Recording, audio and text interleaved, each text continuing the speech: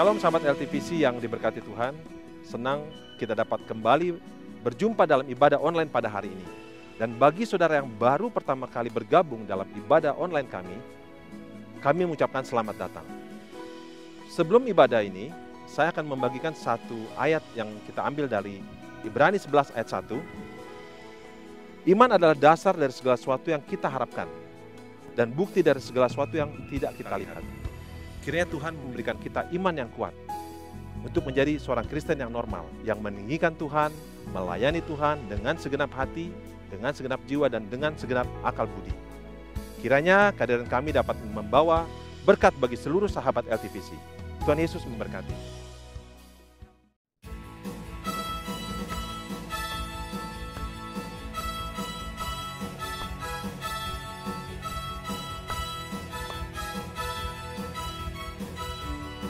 Lebih dari pemenang, haleluya.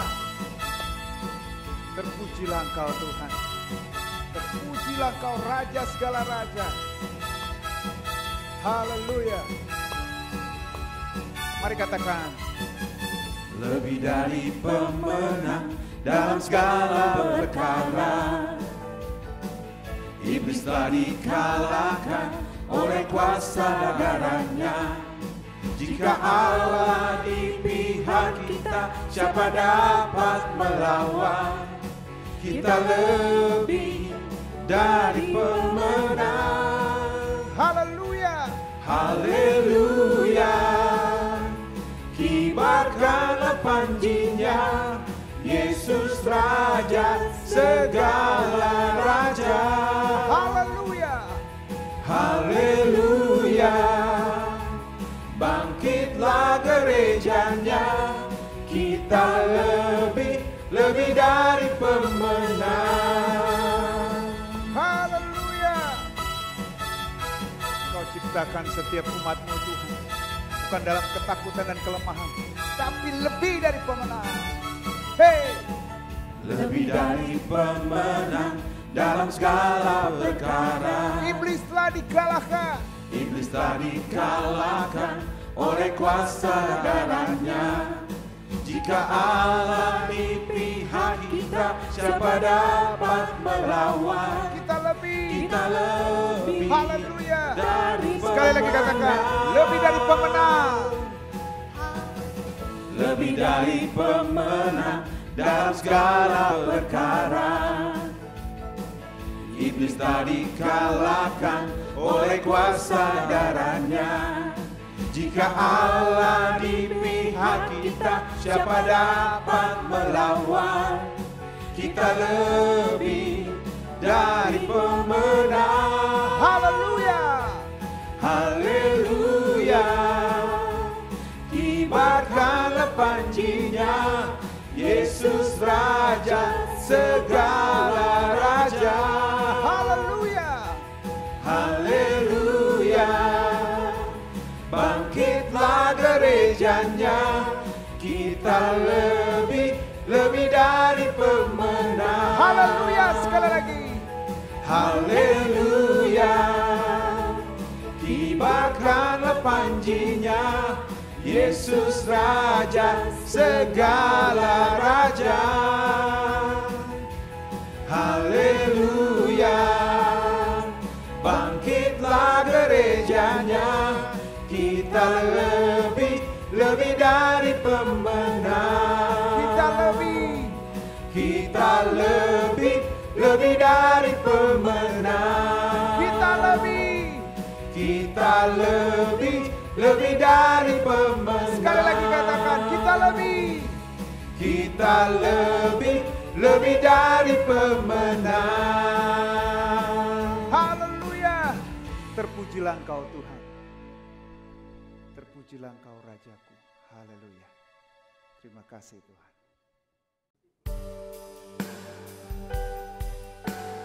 Kami bersyukur Tuhan atas kebaikan.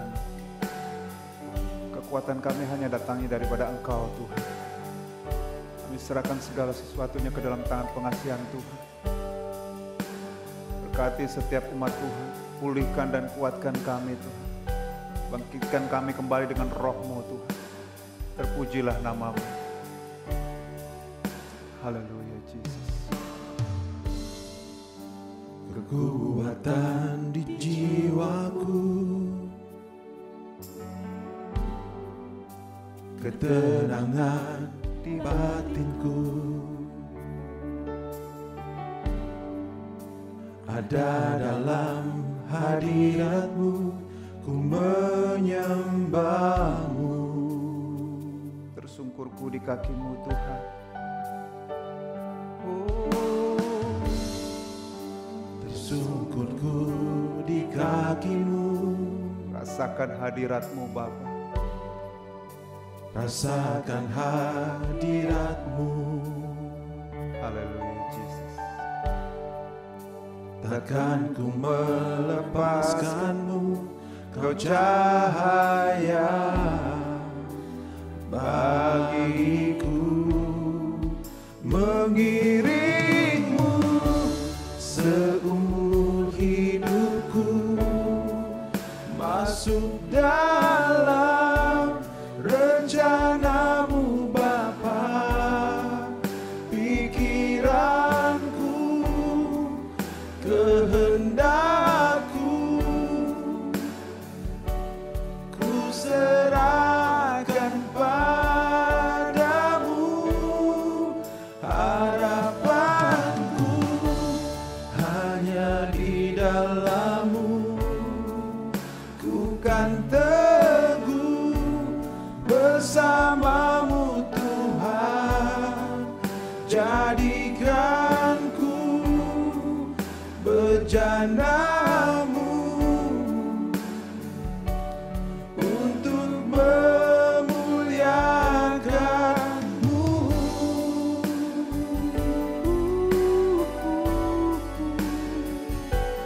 Haleluya.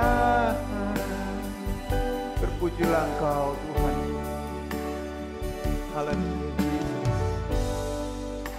Kekuatan di jiwaku, Ketenangan di batinku Bapa.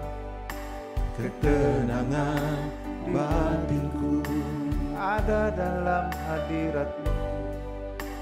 ada dalam hadirat-Mu, ku menyembah-Mu. Tersungkurku di kaki-Mu Tuhan. Tersungkurku di kaki-Mu, Rasakan hadirat-Mu Bapa. rasakan hadirat-Mu.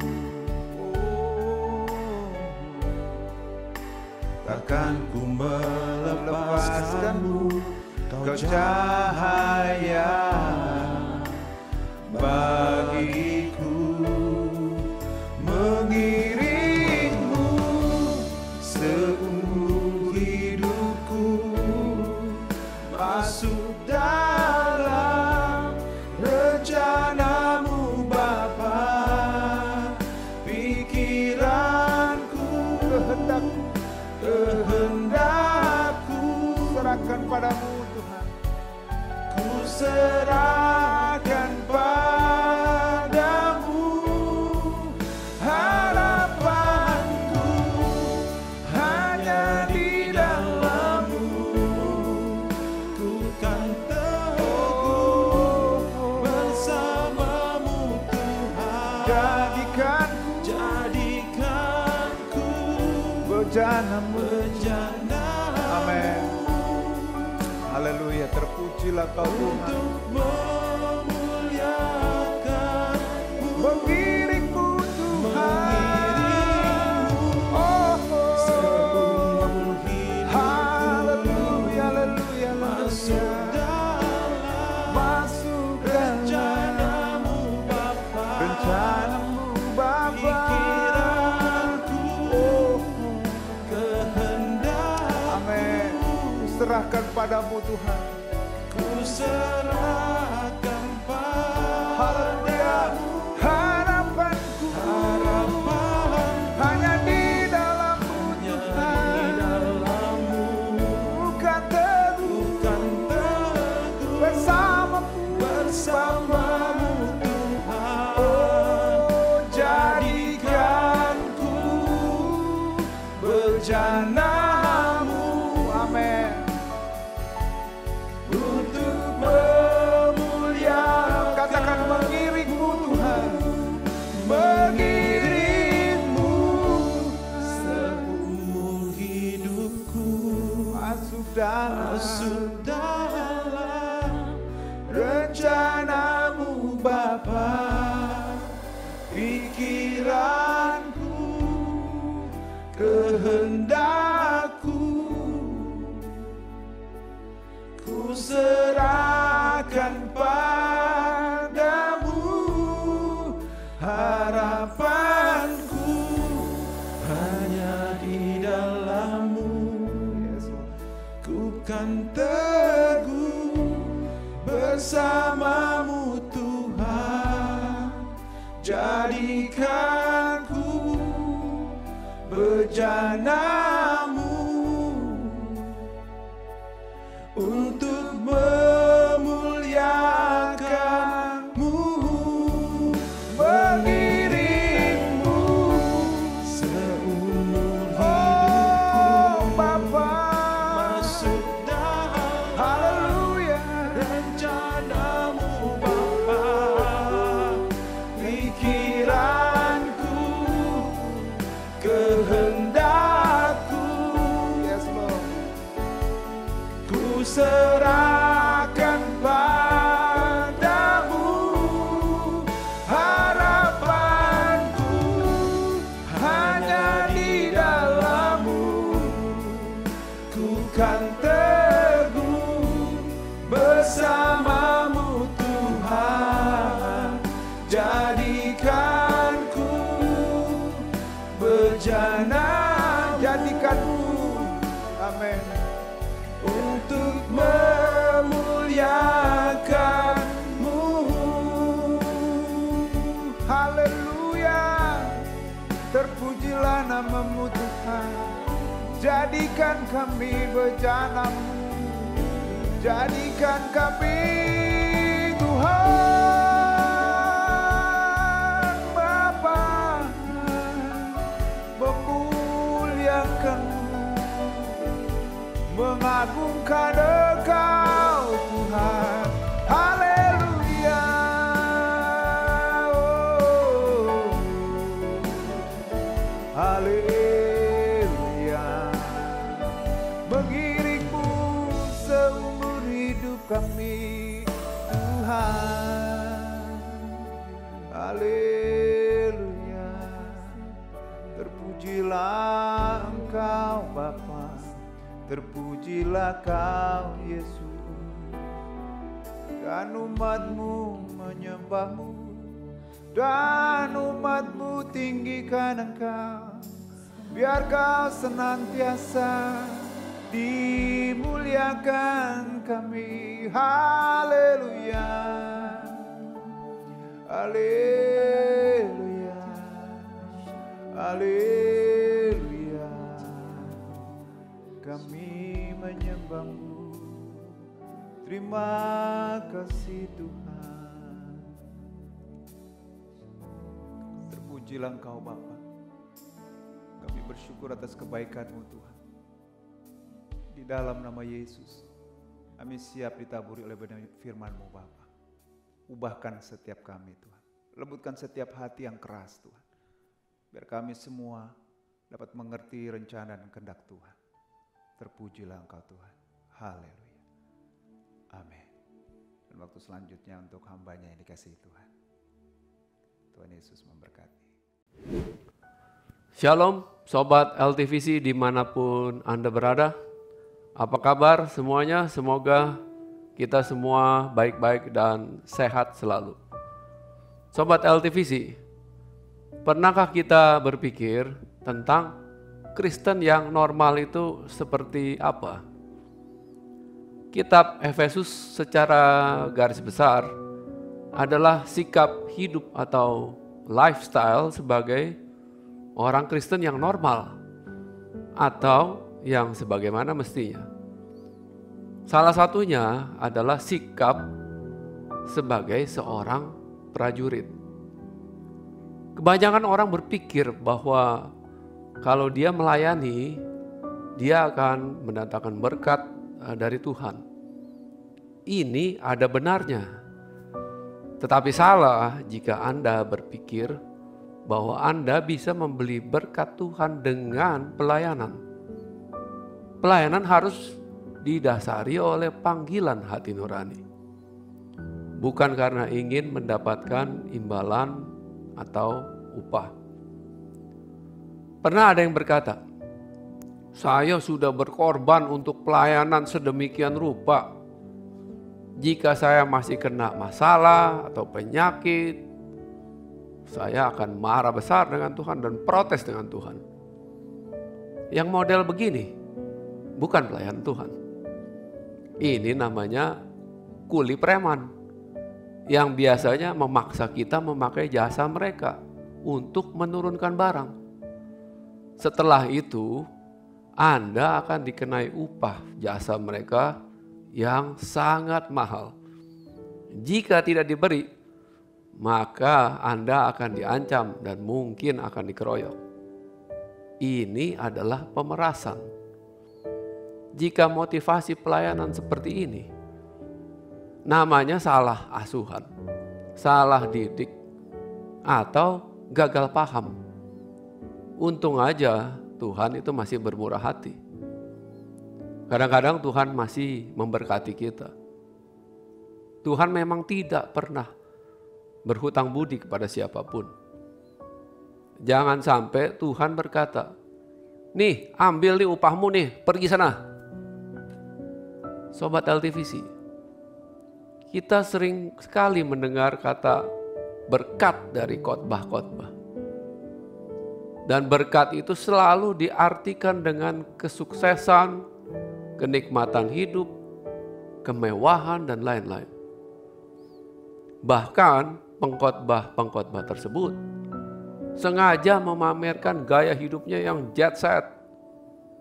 Kalau aku nggak diberkati, siapa yang mau percaya sama khotbahku? Begitu katanya.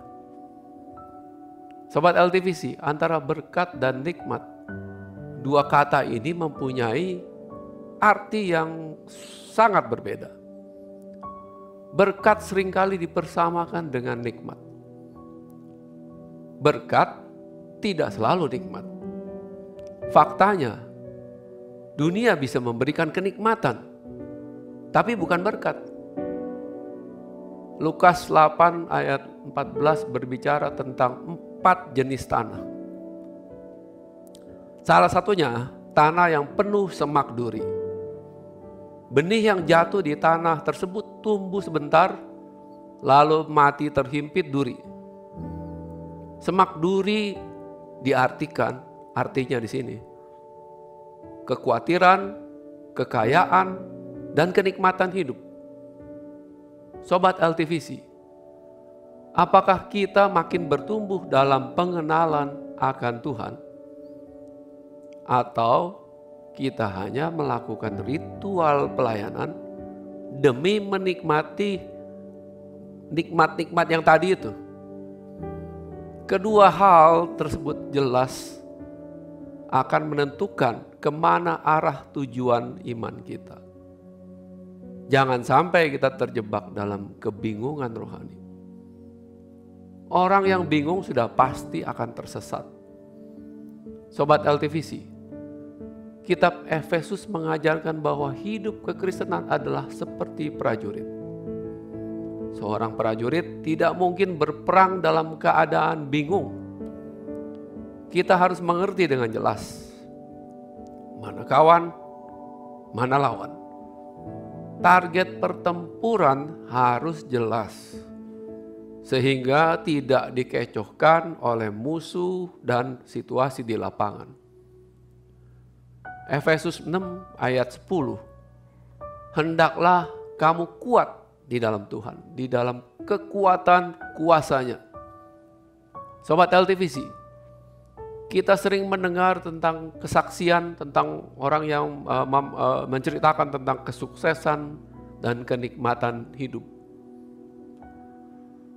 Seringkali juga para pengkhotbah sengaja menampilkan profil-profil yang sukses untuk menceritakan kesuksesan mereka. Kadang-kadang saya berpikir mereka ini sedang bersaksi atau sedang memamerkan kesuksesan mereka. Kalau kita bandingkan kesaksian ini dengan kisah di Alkitab, kenapa ya nggak cocok ya? Kok nggak cocok dengan kesaksian orang-orang Kristen yang ada di Alkitab? Apakah Tuhannya berbeda dengan yang disaksikan di Alkitab? Inilah yang dikhawatirkan. 1 Yohanes 4 ayat 1-6 judul perikopnya, Roh Allah dan Roh Antikristus. Dalam situasi pandemi saat ini banyak orang berbicara tentang antikris. Ayat 5 secara khusus mengatakan bahwa mereka berasal dari dunia. Sebab itu mereka berbicara tentang hal-hal duniawi dan dunia mendengarkan mereka. Orang yang sudah lahir baru seharusnya mempunyai indera rohani yang dapat membedakan mana yang benar-benar dari Roh Kudus dan mana yang bukan. Kita harus selalu cek dan recheck terhadap apa yang kita dengar. Sobat LTVC, ingat, peperangan kita ini bukan melawan darah dan daging, tetapi melawan roh-roh jahat di udara, penguasa-penguasa. Roh jahat ini senantiasa mempengaruhi pikiran dan perasaan kita agar bertindak seperti maunya iblis. Jangan pernah berpikir bahwa iblis hanya bekerja di tempat-tempat maksiat atau yang di tempat-tempat yang banyak kuasa gelapnya. Iblis yang paling kuat justru bekerja melalui pengajaran-pengajaran dan khotbah-khotbah yang menyimpang dari kebenaran. Yang seolah-olah benar, tapi menyimpang dari esensi firman Tuhan. Sobat LTVC, untuk bisa tetap tegak berdiri menghadapi semua ini, kita harus memakai seluruh perlengkapan senjata Allah yang ada tertulis di Efesus 6 ayat 13-17. Saudara bisa baca sendiri itu. Paulus memakai ilustrasi prajurit Romawi dengan senjatanya yang lengkap, karena bagi jemaat Efesus hal ini adalah pemandangan yang sehari-hari. Sobat LTVC, mari kita lihat 7 senjata rohani itu seperti apa. Yang pertama, baju jirah keadilan. Artinya kita tidak boleh pilih kasih, sentimen, rasis, gak boleh itu. Supaya kita jangan kena pengaruh setan. Yang kedua, ikat pinggang kebenaran untuk menopang punggung kita sehingga kita tetap berdiri menghadapi serangan musuh. Ikat pinggang itu kalau atlet angkat besi itu selalu memakai ikat pinggang yang besar untuk menopang tulang punggungnya supaya tidak cedera waktu angkat yang berat-berat. Nah, itulah ikat pinggang itu ya gunanya seperti itu. Yang ketiga, perisai iman. Ini gunanya untuk bertahan terhadap serangan iblis yang bertubi-tubi. Nah, kalau kita lihat film-film, mereka memakai perisai itu waktu dipanah bertubi-tubi mereka bisa tahan, setelah itu mereka bisa mendesak untuk maju. Nah, ini juga sama. Perisai iman kita bisa pakai untuk mendesak maju di dalam serangan iblis yang bertubi-tubi untuk menggenapi panggilan kita.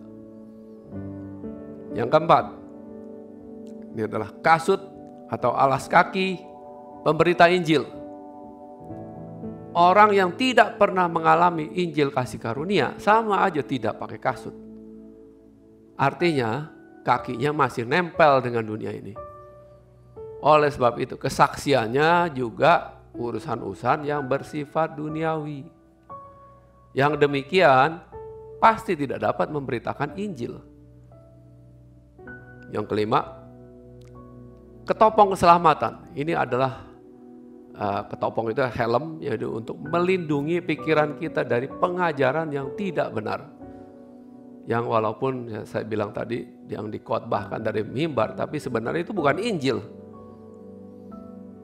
Yang keenam, pedang roh adalah firman Tuhan yang berkuasa memisahkan jiwa dan roh. Firman yang hidup dapat membedakan mana pikiran manusia dan mana ilham Roh Kudus. Yang mana emosi yang dibuat-buat, yang dipompa-pompa, dan mana dorongan Roh Kudus. Kita harus hati-hati dengan emosi yang dimain-mainkan saat ini. Yang ketujuh, berdoa setiap waktu di dalam roh. Artinya kita harus mengembangkan kepekaan rohani terhadap setiap situasi. Jadi kalau orang yang rohaninya peka, tidak akan lebay, menganggap semuanya ini adalah serangan roh jahat. Belum tentu. Dia tahu persis yang mana roh jahat, mana Roh Kudus, yang mana peristiwa alam, yang mana serangan setan. Demikian dia tahu solusi yang tepat dalam setiap situasi. Sobat LTVC, senjata rohani mempunyai dua fungsi. Untuk bertahan dan untuk menyerang. Kalau mau menang, tidak boleh bertahan terus. Pada saat yang tepat, kita harus ambil posisi menyerang. Sobat LTVC, sikap yang benar dari Kristen yang normal adalah seperti prajurit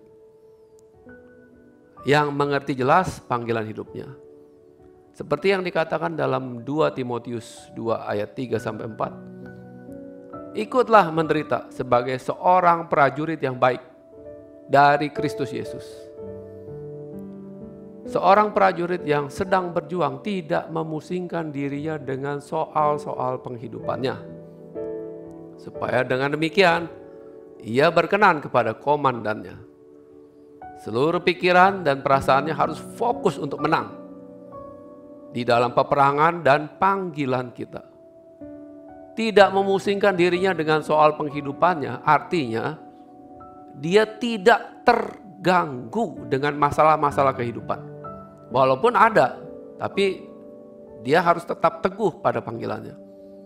Tetap mendesak maju dalam pertempuran dan berdiri tegap sebagai pemenang. Sobat LTVC, kiranya ini dapat menjadi berkat bagi kita semua. Shalom dan Tuhan Yesus memberkati. Sahabat LTVC yang dikasihi Tuhan, sungguh suatu sukacita. Firman Tuhan yang disampaikan begitu indah kita dengar, sangat membangun, memberikan tuntunan kepada kita, dan membawa kita kepada damai, sejahtera, sukacita dari surga. Dan saat ini kita akan mengadakan perjamuan kudus secara bersama-sama. Dan kami percaya sahabat LTVC di rumah masing-masing telah menyediakan roti dan anggur. Sebelum kita mengadakan perjamuan kudus, mari kita hening sejenak, kita berdoa kepada Tuhan.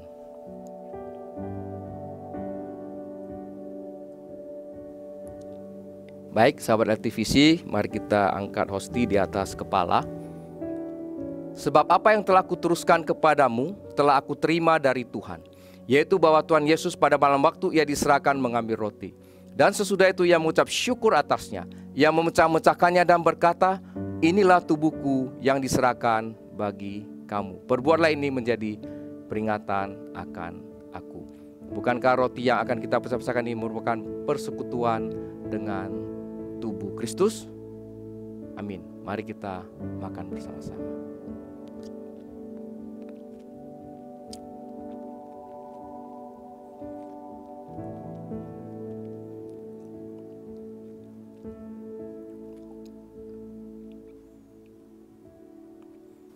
Mari kita angkat cawan kita di atas kepala.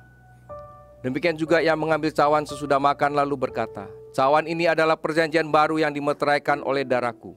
Perbuatlah ini setiap kali kamu meminumnya, menjadi peringatan akan aku. Bukankah cawan yang akan kita minum ini merupakan persekutuan dengan darah Yesus? Amin. Mari kita minum bersama-sama.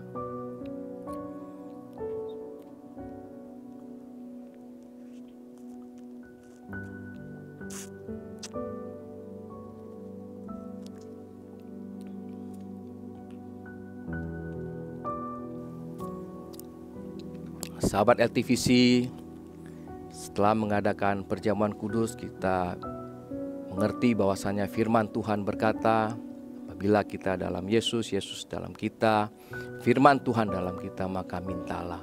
Saatnya kita berdoa. Tuhan, kami bersyukur melewati hari demi hari, minggu demi minggu, bulan demi bulan di dalam kehidupan kami. Dan kami sungguh percaya Tuhanlah yang menjadi sumber berkat bagi kehidupan kami. Tuhanlah yang menolong kehidupan kami. Tuhan, kami berdoa kiranya Engkau memberkati semua jemaat daripada LTVC online dimanapun berada. Sahabat-sahabat LTVC dimanapun berada Tuhan.